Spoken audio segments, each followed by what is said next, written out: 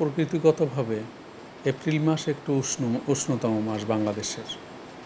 এ মাসে দিনের এবং রাতের তাপমাত্রার পার্থক্য অনেক সময় কমে আসে এবং দিনের তাপমাত্রা 36 ডিগ্রি সেলসিয়াসের উপরে উঠলেই আমরা তাকে তাপপ্রবাহ বলে থাকি। সুতরাং এ মাসের কোনো সময় তাপমাত্রা 36 ডিগ্রি সেলসিয়াসের উপরে উঠে যায়, তখন তাকে আমরা তাপপ্রবাহ বলি। এর মধ্যে অনেকগুলো ক্যাটাগরি আছে। তাপমাত্রা 36 থেকে 38 ডিগ্রি সেলসিয়াসের মধ্যে ওঠানামা করলে তাকে মৃদু ধরনের তাপপ্রবাহ বলি। 38 থেকে 40 ডিগ্রির মধ্যে তাপমাত্রা ওঠানামা করলে তাকে আমরা মাঝারি ধরনের তাপপ্রবাহ বলি এবং 40 থেকে 42 ডিগ্রি সেলসিয়াসের মধ্যে ওঠানামা করলে আমরা তাকে তীব্র তাপপ্রবাহ বলে থাকি।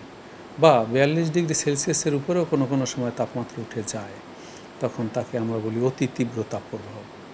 এবছর সবচেয়ে বেশি তাপমাত্রা রেকর্ড করা হয়েছে এই মৌসুমে 28 মার্চ যশোরে 41 ডিগ্রি সেলসিয়াস। সুতরাং এই ধরনের তাপমাত্রা এপ্রিল মাসের একটি বৈশিষ্ট্য এবং এই মাসে এই তাপপ্রবাহ থেকে রেমিডি পাওয়ার একমাত্র উপায় হলো বজ্রঝড় সংঘটিত হওয়া। একে আমরা স্থানীয় ভাষায় কালবৈশাখী ঝড় বলে থাকি। সুতরাং এপ্রিল মাসে গড়ে 9 দিন বজ্রঝড় হয়ে থাকে সাধারণত।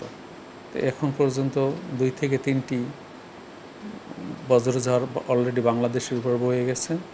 গত 6 তারিখ ঢাকার উপরও একটি বজ্রঝড় বয়ে গেছে। 5 তারিখে নরসিংদীতে ব্যাপক শিলাবৃষ্টি সহ বজ্রঝড় সংঘটিত হয়েছে।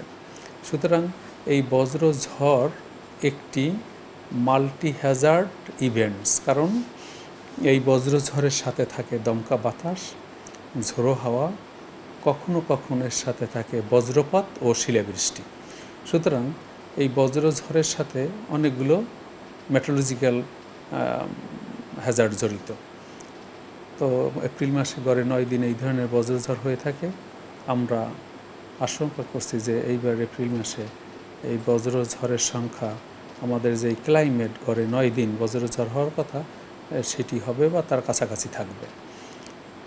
আগামী 24 আওয়ার্সের মধ্যে, অথবা আমরা তো এখন 5 দিনের পূর্বাভাস দিয়ে থাকি, আগামী 5 দিনের মধ্যে প্রায় প্রথম 10 তারিখ, 11, 12, 13 তারিখ পর্যন্ত দেশের বিভিন্ন অঞ্চলে অস্থায়ীভাবে দমকা বাতাস ও ঝোড়ো হাওয়া সহ বৃষ্টি অথবা বজ্রসহ বৃষ্টি হতে পারে।